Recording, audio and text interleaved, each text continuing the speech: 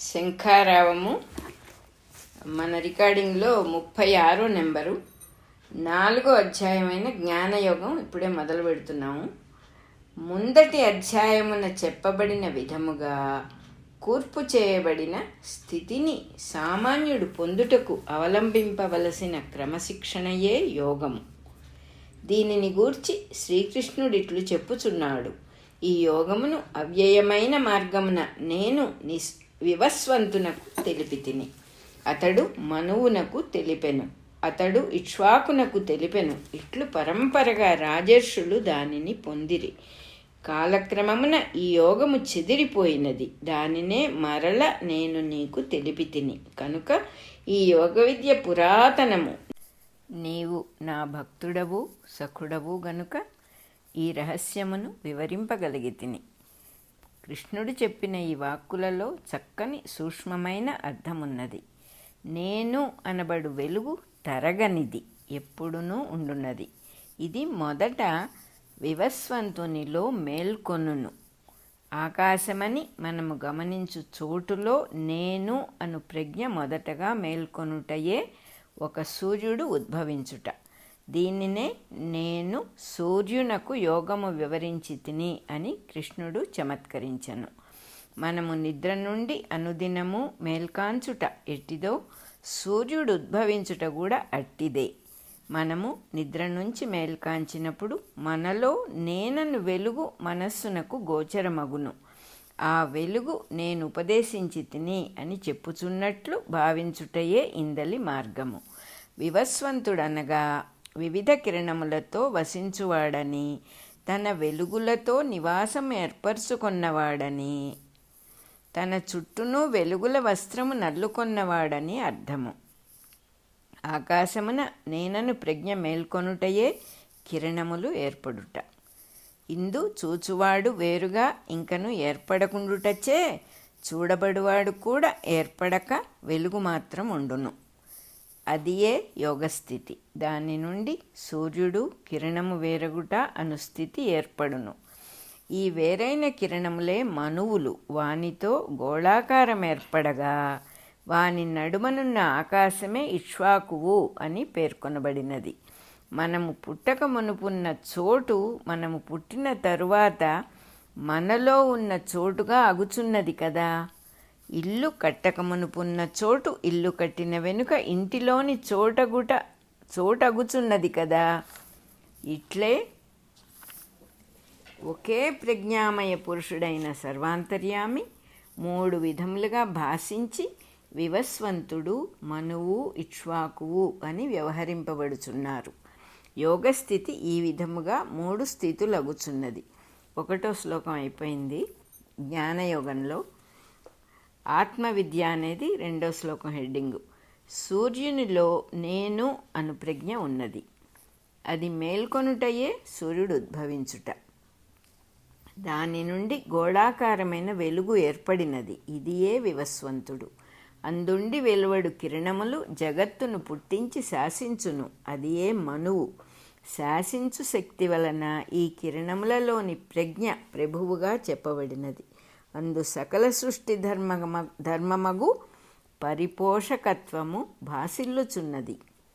ఈ ప్రజ్ఞయే మొదటి రాజర్షి. వాని నుండి ఇక్ష్వాకువను రాజర్షి ధర్మము ఒక ప్రజ్ఞగా ఉద్భవించెను.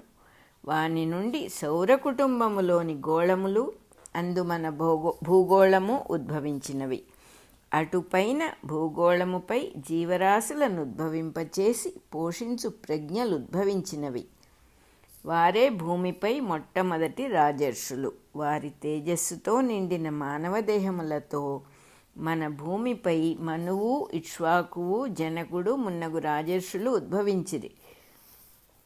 వీరు రాజులుగా పరిపాలించి ఋషులుగా యోగమార్గమును తమ ప్రజలకు ఉపదేశించిరి. వీరి పాలన పోషణల కింద ప్రజలు యోగమార్గమును ఉపాసించి ధర్మబద్ధమైన జీవనము చేయుచుండెడివారు. కాలక్రమమున ధర్మ మార్గమున నడుచువారిలో ధర్మమును గూర్చి ఆలోచించువారు, చర్చించువారు, లాభ నష్టములను పరిగణించువారు ఏర్పడిరి. వారి ప్రభావమున ధర్మమునందు ఏమరుపాటు చెందువారు, ధర్మము తప్పి చరించువారు ఏర్పడిరి. ఈ విధముగా సూర్యునిలో మేల్కాంచిన నేనను ప్రజ్ఞతో ఉద్భవించిన ఆత్మవిద్య అనబడు యోగ విద్య బహుత్వము నొంది నష్టమగుట కూడా సంభవించినది. అట్లు నష్టమైనప్పుడెల్లా నేను మరల వ్యక్తమై ఈ ప్రాచీనమైన యోగ విద్యను మరల జీవులకు ఉపదేశించి దానికి అనుగుణముగా వారి ప్రవర్తనమును స్థాపించుచుండును. 2వ శ్లోకం అయిపోయింది. ఇట్టి ఏకత్వమును ఉపదేశించు యోగ విద్యను దర్శించుటకు భక్తి సఖ్యభావములు ముఖ్యములు. భక్తి అనగా సృష్టియందున్న సర్వమునందును నేను అనబడు వెలుగుగా వ్యక్తమవుచున్న పరమాత్మ స్వరూపుని యందు నిలబడు నిష్ట, దానినే పరమప్రేమ అందురు. దీనిని అభ్యసించుటకు సర్వజీవుల ఎడల సఖ్యభావం ఆవశ్యకము. సఖ్యభావ సాధనచే భక్తి ఏర్పడును.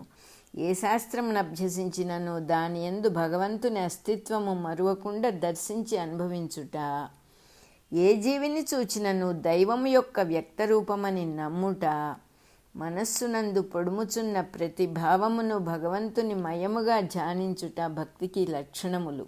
ఈ లక్షణములు కలవాడు భక్తుడు. దీన్ని నలవరుచుకొనుటకు సఖ్యభావము అభ్యసించువాడు సఖుడు. అర్జునుడిట్టి భక్తుడనియు సఖుడనియు గమనించి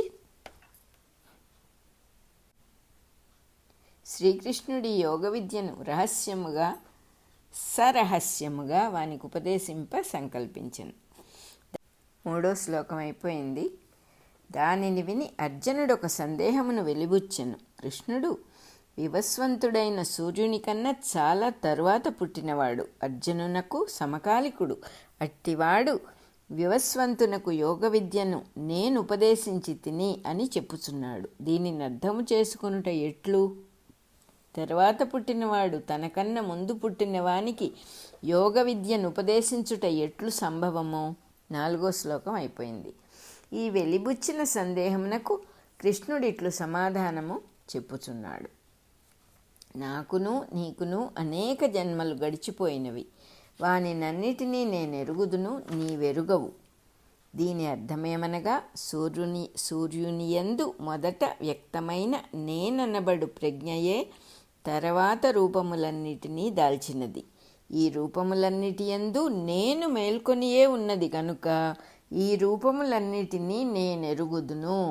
నేననబడు ప్రజ్ఞ ఒక్కటియే ఇన్ని రూపములు చెందినది. అందొకరినొకరు తెలుసుకొనుటలో నీవు అనబడు ప్రజ్ఞ పుట్టును.